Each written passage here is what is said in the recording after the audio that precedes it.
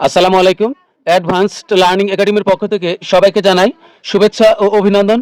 সুপ্রিয় সপ্তম শ্রেণীর শিক্ষার্থীরা, আজ সমাধান করব তোমাদের গণিত বইয়ের অনুশীলনী 7.2 অর্থাৎ সরল সমীকরণ। এই অধ্যায়ের অঙ্ক নং 10, 11 এবং 12। এটা দেওয়া আছে তোমাদের 2026 সালের গণিত বইয়ের পৃষ্ঠা 112, অনুশীলনী 7.2। আজ আমরা সমাধান করব 10, 11 এবং 12। এর আগে সবগুলো অঙ্কই সমাধান করা হয়েছে। 10 নং প্রশ্ন, একজন ফল বিক্রেতার মোট ফলের 1/2 অংশ আপেল, 1/3 অংশ কমলা লেবু ও 40টি আম আছে। তার নিকট মোট কতগুলো ফল আছে? অর্থাৎ একজন ফল বিক্রেতার মোট ফলের 1/2 অর্থাৎ অর্ধেক অংশ আপেল এবং 1/3 মানে হলো 1/3 হলো কমলা লেবু এবং 40টি আপেল আছে। এখন তার কাছে মোট কতগুলো ফল আছে? তো তার কাছে কতগুলো ফল আছে এটা এখানে সরাসরি বের করার যাবে না। তো গণিতের ভাষায় অজানা কোনো কিছু বের করতে হলে তার নিকট কতগুলো ফল আছে আমরা কিন্তু এগুলো জানি না। তো গণিতের ভাষায় অজানা কোনো কিছুর উত্তর খুঁজে বের করতে হলে ইংরেজি অক্ষরগুলো থেকে যে কোনো একটি অক্ষরকে চলক হিসেবে ধরে নিতে হয়। তাহলে আমরা ধরে নেব যে, মনে করি ফল বিক্রেতার নিকট মোট ফলের সংখ্যা হলো এক্সটি। তো আমরা শুরুতে লিখব, মনে করি ফল বিক্রেতার মোট ফলের সংখ্যা এক্সটি। ফল বিক্রেতার মোট ফলের সংখ্যা এক্সটি। মোট ফলের সংখ্যা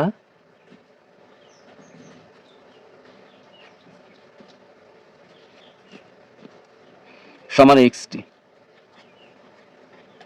এখানে দেখো দেওয়া আছে একজন ফল বিক্রেতার মোট ফলের 1/2 অংশ আপেল, অর্থাৎ মোট ফলের 1/2 অংশ আপেল।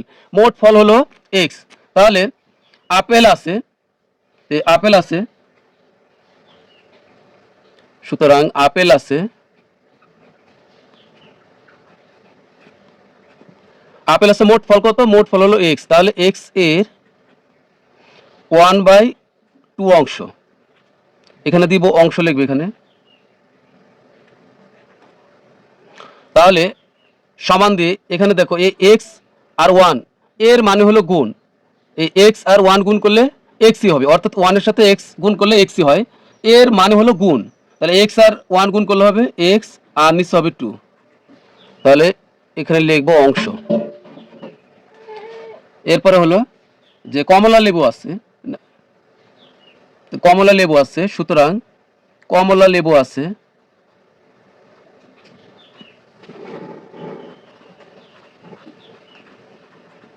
কমলা লেবু আছে এক্স এর 1/3 অংশ।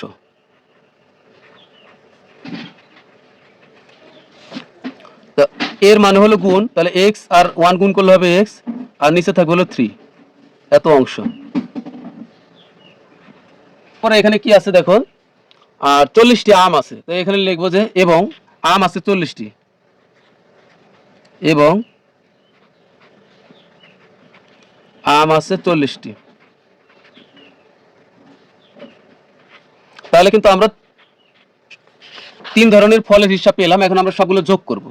তো প্রশ্ন মতে, তুমি চাইলে শর্ত মতো লিখতে পারবে, প্রশ্ন মতে। তাহলে এখানে হচ্ছে এই লিখব হলো x/2, এটা গেল কি আপেল, যোগ কমলা লেবু x/3, কমলা লেবু, যোগ আম আছে কয়টি? 40টি, সমান কি হবে? মোট ফল। এটা দিল, এটা হলো আপেলের পরিমাণ, এটা কমলা লেবু, আর এটা হলো আমের পরিমাণ। তো সবগুলো যোগ করলে কি হবে? মোট ফল। তো মোট ফল আমরা কত ধরেছিলাম? এক্স। তো বা আমরা পরবর্তী লাইনগুলো বা দিয়ে করব। এখানে আমরা 2 আর 3 লসাগু করব। 2 আর 3 লসাগু করলে হবে 6।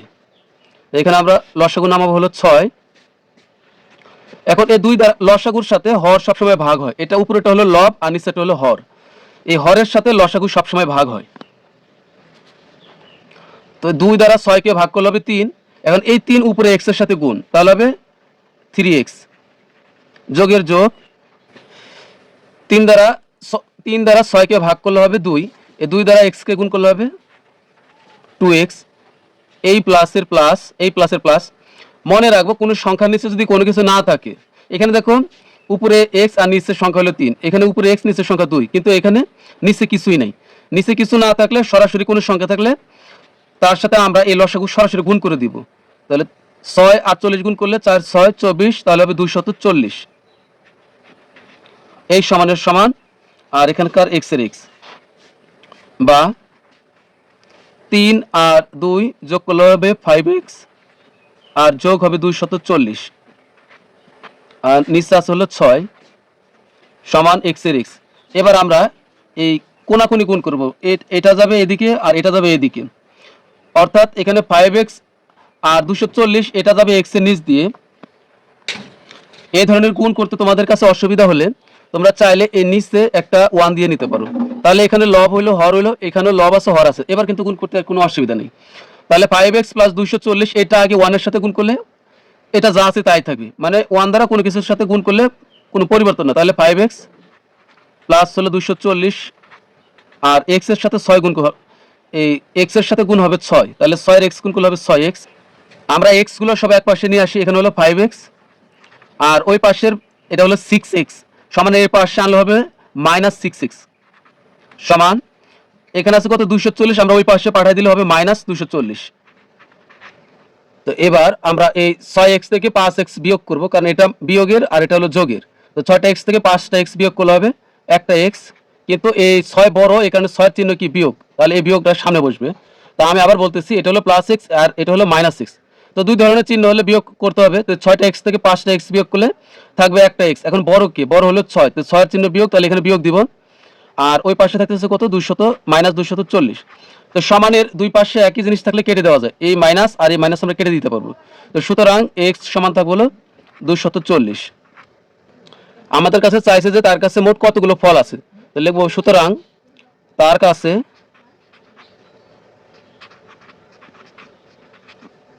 মোট 240টি ফল আছে।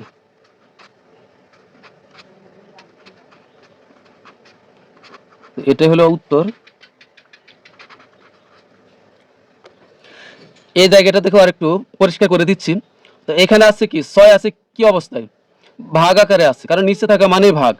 তাহলে এই 6 কি হবে, ওই পাশে গিয়ে গুণ হবে, কারণ গুণের ভাগের কোনো কিছু এই পাশে থাকলে ওই পাশে পাঠালে গুণ হবে, তার মানে 6 যায় x এর সাথে গুণ হবে। এখানে তোমার অসুবিধা মনে হলে নিচে 1 দিয়ে নিলে এখানে উপরেও থাকবে নিচেও থাকবে, এখানে উপরেও থাকবে নিচেও থাকবে, তাহলে কোনাকুনি গুণ করতে সুবিধা হবে। আর যদি তুমি চাও যেখানে নিচে 1 দিবে না তাও কিন্তু হবে, কারণ 6 গুণ, কারণ 6 এখানে ভাগ আকারে আছে, ওই পাশে গেলে গুণ হয়ে যাবে। তো এরপরে আমরা সমাধান করবো হলো 11 নং প্রশ্ন। 11 নং প্রশ্ন, পিতার বর্তমান বয়স পুত্রের বর্তমান বয়সের 6 গুণ। 5 বছর পর তাদের বয়সের সমষ্টি হবে 45 বছর। পিতা ও পুত্রের বর্তমান বয়স কত? অর্থাৎ এখানে বলছে যে পিতার বর্তমান বয়স পুত্রের বর্তমান বয়সের 6 গুণ, অর্থাৎ পুত্রের বর্তমান বয়স যা হবে পিতার বয়স হবে তার 6 গুণ। তো আমরা পুত্রের বর্তমান বয়স কত তা আমরা জানি না, তাহলে আমরা শুরুতে ধরে নিব যে মনে করি পুত্রের বর্তমান বয়স x বছর, তাহলে পিতার বর্তমান বয়স হবে কত 6x বছর, অর্থাৎ 6x বছর। মনে করি পুত্রের বর্তমান বয়স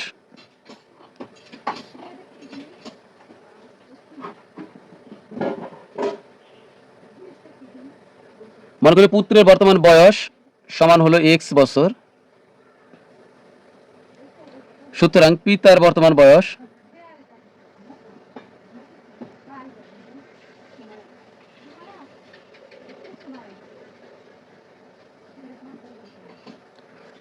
পুত্রের বয়স যদি x বছর হয় তাহলে অবশ্যই পিতার বয়স হবে x এর 6 গুণ, মানে হলো 6x। 6 আর x গুণ করলে হয় 6x বছর। তাহলে 5 বছর পরে পুত্রের বয়স কত হবে? একটা কথা মনে রাখবে, বয়সের অঙ্কের বেলায় যদি পরে এই কথাটি উল্লেখ থাকে, অর্থাৎ পরে কথাটি উল্লেখ থাকলে যত বছর পরে বলবে তত যোগ করতে হবে। যদি বলা হয় তোমার বর্তমান বয়স 15 বছর, তাহলে 5 বছর পরে তোমার বয়স কত হবে? তাহলে অবশ্যই 15-র সাথে 5 যোগ করলে হবে 20 বছর। তাহলে এখানে আমরা পুত্রের বর্তমান বয়স আছে x বছর, তাহলে 5 বছর পরে পুত্রের বয়স হবে x প্লাস 5 বছর। তো সুতরাং 5 বছর পর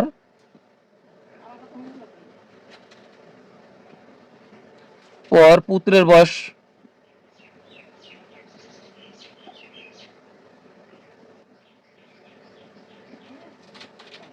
এক্স প্লাস 5 বছর এবং 5 বছর পর পিতার বয়স হবে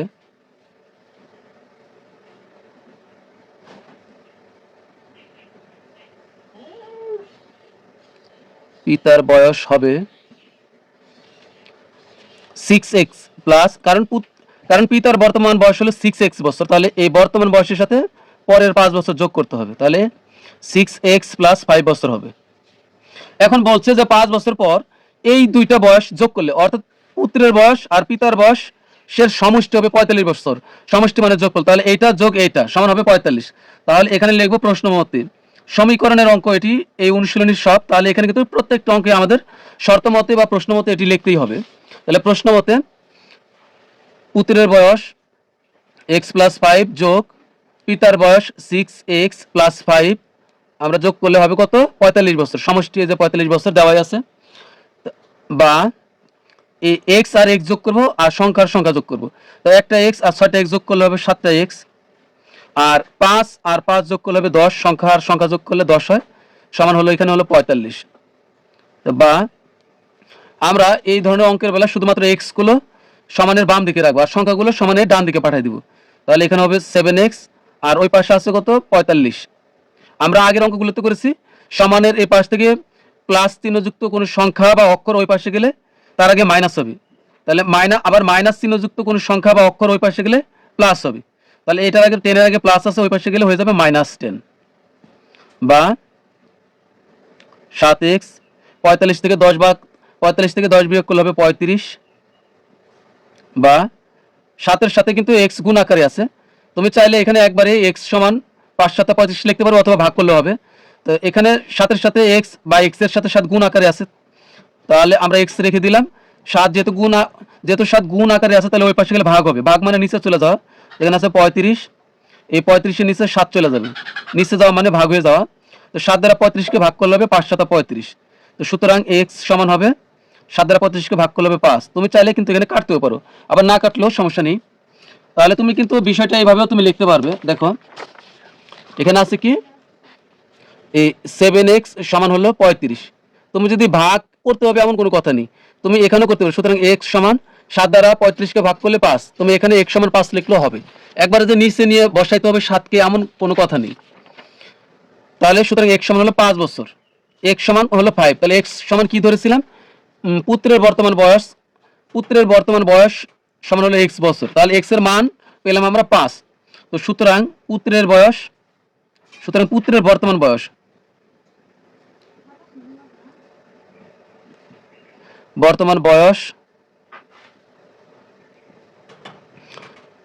হলো কত, 5 বছর।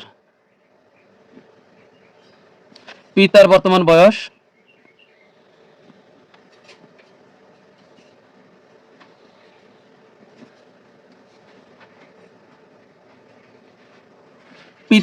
বয়স কত ছিল, দেখো এই 6x বছর, তাহলে ওই 6x যদি আমরা এখানে বসাইলাম, তো এখানে আমরা যদি মান বসাই তাহলে কত হচ্ছে, এই 6 এর 6 থাকলো, 6 এর সাথে কিন্তু x গুণ আকারে, এর আগের অঙ্কগুলোতে করেছি আমরা, ইংরেজি অক্ষরগুলো যখন সংখ্যার সাথে এভাবে পাশাপাশি থাকবে তাহলে আমরা ধরে নিব যে তাদের মাঝখানে গুণ আছে, তাহলে এই 6 এর 6 আর গুণের গুণ x এর মান কত পাইলাম, এই যে x এর মান পাইলাম 5, তাহলে এই x এর মান হলো 5 বছর, 5 আর 6 গুণ করলে হবে 5 6 30, তার মানে হলো পিতার বর্তমান বয়স হলো 30 বছর। প্রথমে এটা লিখলে হবে যে সুতরাং পুত্রের বর্তমান বয়স 5 বছর, পিতার বয়স, সুতরাং পুত্রের বর্তমান বয়স 5 বছর, তাহলে পিতার বর্তমান বয়স কত হবে, এই 5 এর সাথে সরাসরি আমরা 6 গুণ করে 5 6 30 দিলে হবে, কারণ প্রশ্নে উল্লেখ আছে যে পিতার বর্তমান বয়স হলো পুত্রের বয়সের 6 গুণ, তাহলে এটাই আমাদের উত্তর, 5 বছর এবং পিতার বর্তমান বয়স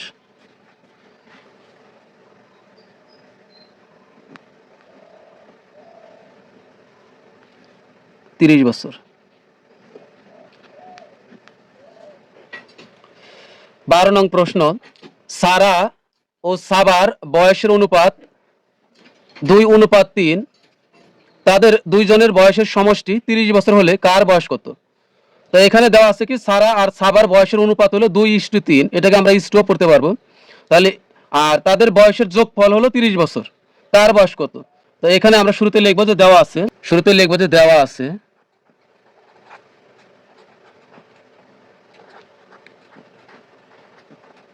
সারা ও সাবার বয়সের অনুপাত, সারা ও সাবার বয়সের অনুপাত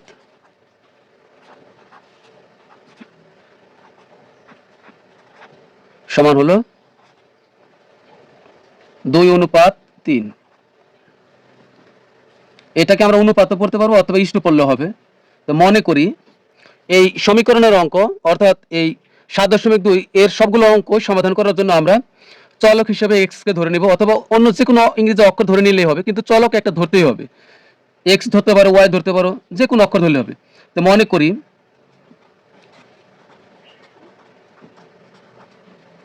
সারার বয়স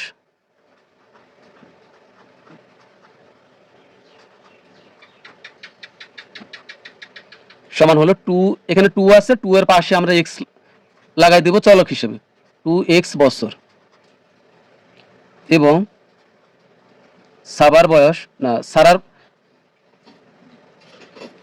প্রথম নাম ছিল হলো সারার, তাহলে এখানে হবে সারার।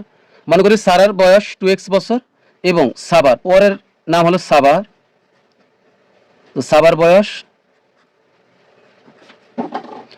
3 আছে, এর 3 পরে আমরা একটা x বসিয়ে দিব, তাহলে হবে 3x বছর। এখন তাদের বয়সের সমষ্টি হলো কত? তাদের বয়সের সমষ্টি হলো 30 বছর। সমষ্টি মানে হলো যোগফল। তো আমরা লিখবো যে প্রশ্ন মতে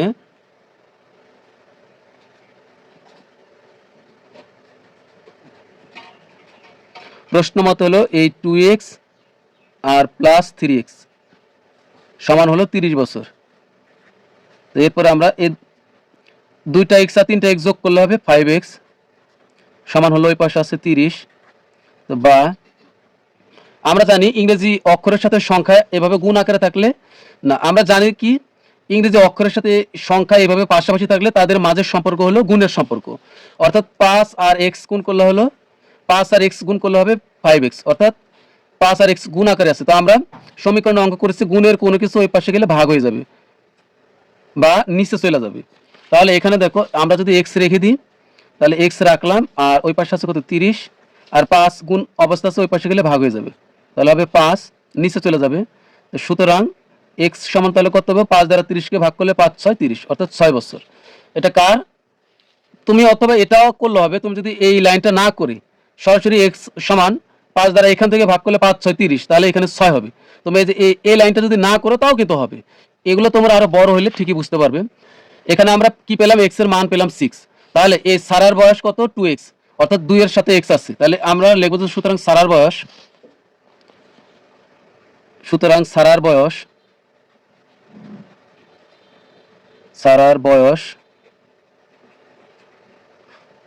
সমান হলো 2x বছর।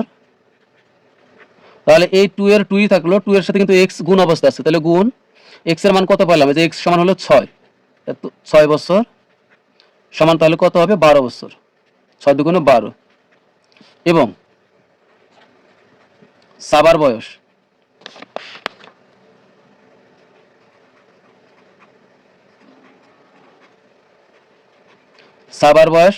কত, 3x বছর, এই যে 3x বছর।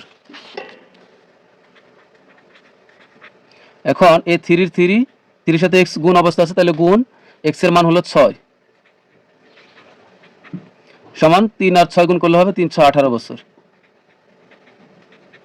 তাহলে আমরা এখন উত্তর লিখব। সবশেষে আমরা উত্তরটি এভাবে লিখে দিব, সুতরাং সারার বয়স 12 বছর এবং সাবার বয়স 18 বছর। এই যে এই 12 বছর আর এই হলো 18 বছর। তো প্রিয় শিক্ষার্থীরা, আজকের মতো আমাদের ক্লাস এখানেই শেষ। পরবর্তী ক্লাসে আমরা সমাধান করব এরপরে যে সর্বশেষ 13, 14 এবং 15 এই 3টি অঙ্ক আছে। পরবর্তী ক্লাসে আমরা এই 3টি অঙ্ক সমাধান করব। সবাই ভালো থাকবে, সুস্থ থাকবে। আল্লাহ হাফেজ।